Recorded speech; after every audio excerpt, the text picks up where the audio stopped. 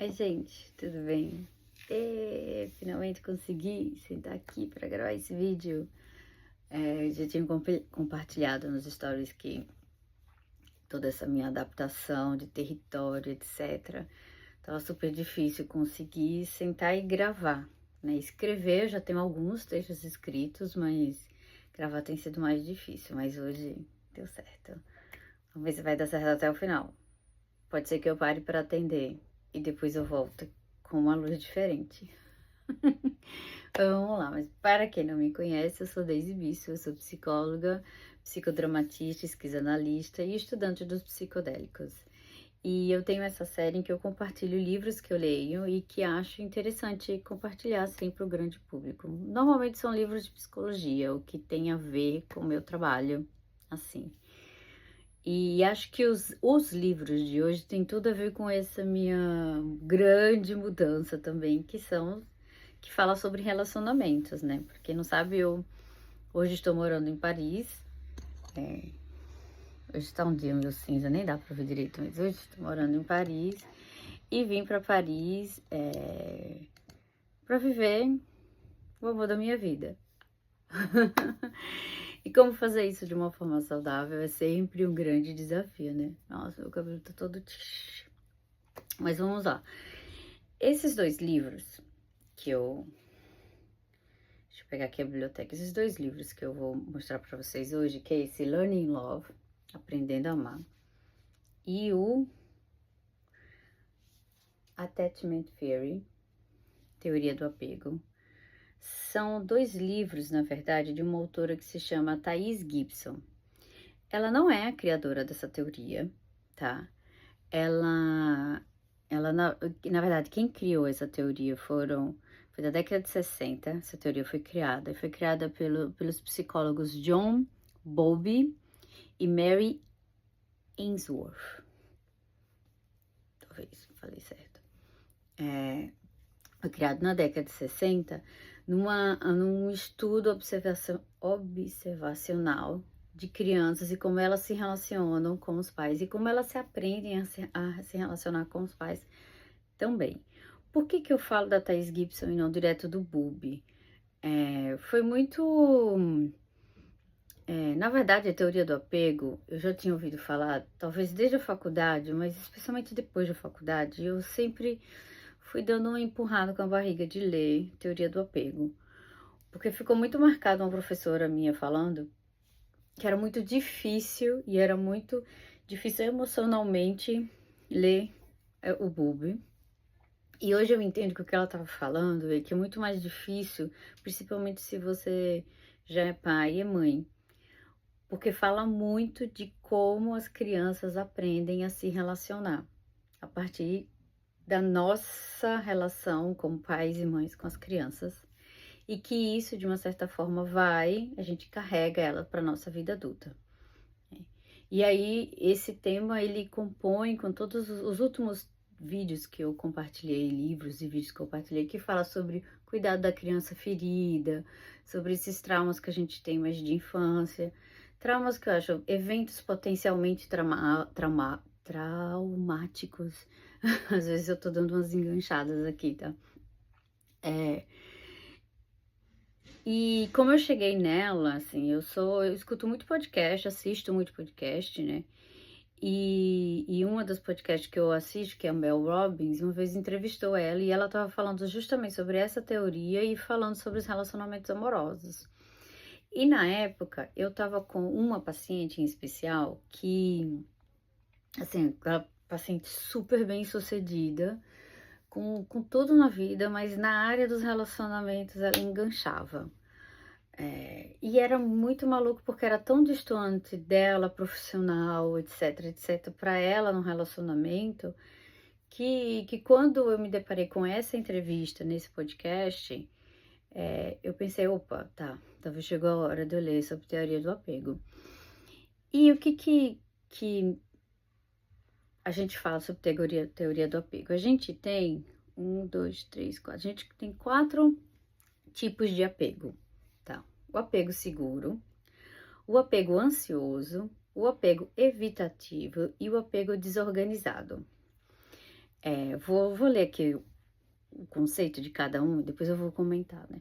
As pessoas com apego seguro se sentem confortáveis com intimidade e autonomia. Conseguem confiar, expressar necessidades emocionais, lidar com conflitos de forma equilibrada e manter relações estáveis e satisfatórias. O apego ansioso caracteriza-se pelo medo do abandono e forte necessidade de proximidade e validação. A tendência à hipervigilância emocional, insegurança, busca constante de confirmação e alta sensibilidade à rejeição. O apego evitativo envolve desconforto com intimidade emocional e dependência. Pessoas com esse estilo tendem a valorizar excessivamente a autonomia, minimizar emoções, evitar vulnerabilidade e se afastar em momentos de maior proximidade. O apego desorganizado ou temeroso evitativo combina características dos estilos ansioso e evitativo. Há um desejo de conexão, mas também há um medo intenso de intimidade, o que resulta em relações marcadas por ambivalência, confusão emocional e respostas contraditórias. E o que é interessante aqui é que, obviamente, todo mundo quer ter um apego seguro, né? E nem sempre a gente tem. E é só em processos psicoterapêuticos que a gente consegue reconhecer de que, às vezes, a nossa relação é o nosso tipo de apego, especialmente com os nossos relacionamentos amorosos, elas têm alguma coisa de um tanto não saudáveis. E o que eu achei interessante nos livros dela foi que ela faz até, às vezes, ela faz até um questionário em que você vai com várias frases em que você vai dizendo verdade ou mentira, e que você consegue identificar qual é o seu tipo de apego, apesar de que quando você tá lendo, você se reconhece assim na hora. E reconhece também o seu companheiro. Ou sua companheira, né? No caso. Mas voltando, então você se reconhece, e aí ela começa a fazer um trabalho no livro mesmo, como se fosse quase como um processo para ajudar você nisso, né? De você conseguir identificar qual é o seu tipo de apego, conseguir identificar quais são as suas crenças a partir desse tipo de apego, quais são as suas feridas internas, suas feridas de criança desse tipo de apego, e tentar identificar quais são as suas reais necessidades. E aí, o que é isso que eu acho que foi o mais interessante, porque na hora que a gente consegue identificar, assim, né? Você tem ali a ferida. E quando você tem a ferida, né? Pegando o que eu já tinha falado lá, né? Do trabalho da Rosa Cuquier, da criança ferida. A gente faz o trabalho aqui para cuidar dessa criança ferida. Aí a gente consegue já identificar algumas crenças. E aí, a partir de que a gente consegue identificar essas crenças, a gente também já faz um trabalho de crenças. E aí, a gente consegue identificar as necessidades. Conseguindo identificar as necessidades, aí começa a ficar claro o que eu, o paciente, né, na relação eu preciso. E aí o trabalho agora é de como a gente comunica essas necessidades, comunica essas necessidades para o nosso parceiro ou nossa parceira. E aí eu acho que a coisa mais interessante que eu vi, tanto comigo, porque óbvio você entra em contato com isso, ela tem uma certa autoexperimentação, e também eu vi também nos pacientes, é isso, que na hora que você começa a comunicar quais são as suas necessidades e entender de onde está vindo essas suas necessidades, primeiro, elas não ficam inconscientes, elas não ficam reativas, então elas começam a ser conscientes, você começa a entender, peraí, eu tô indo para aquele lugar que eu não quero mais ir. Então você já segura às vezes sua onda, ou quando não dá mesmo para segurar essa onda, você consegue comunicar para o seu parceiro, para sua parceira, o que você está precisando e o que está acontecendo.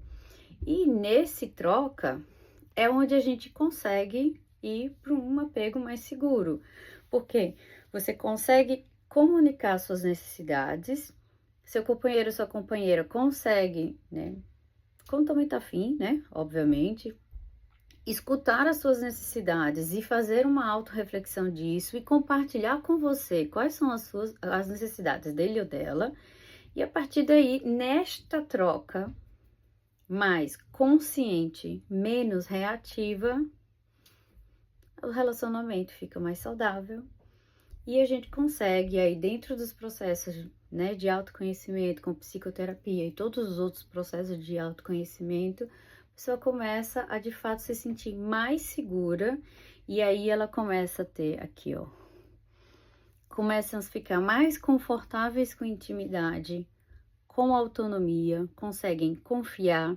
expressar necessidades emocionais, a comunicação, lidar com os conflitos, não é mais tão reativa, de forma mais equilibrada e manter as relações mais estáveis e satisfatórias.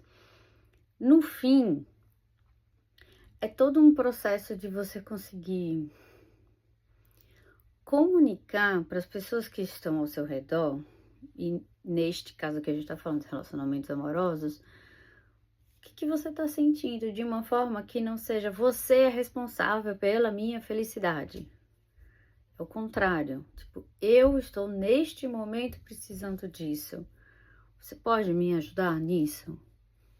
Né? E o outro às vezes vai dizer, eu não consigo fazer isso. E aí tem todo um trabalho agora de você não esperar que a pessoa faça isso, porque ela também já disse que ela pode até tentar, mas vai ser também difícil para ela fazer aquilo que você espera.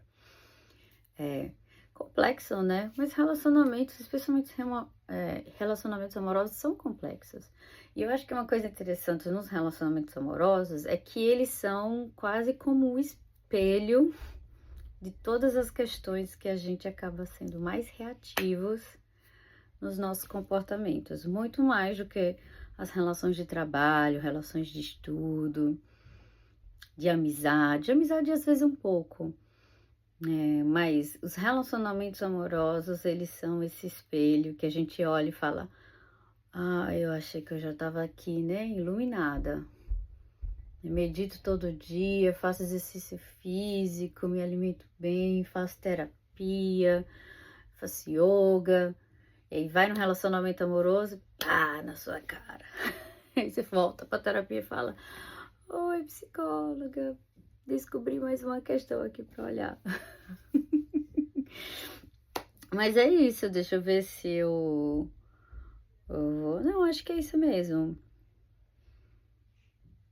Uma coisa interessante que é isso, tá, gente? Não é porque você, de repente, é um apego mais ansioso. Esse era o meu apego, tá?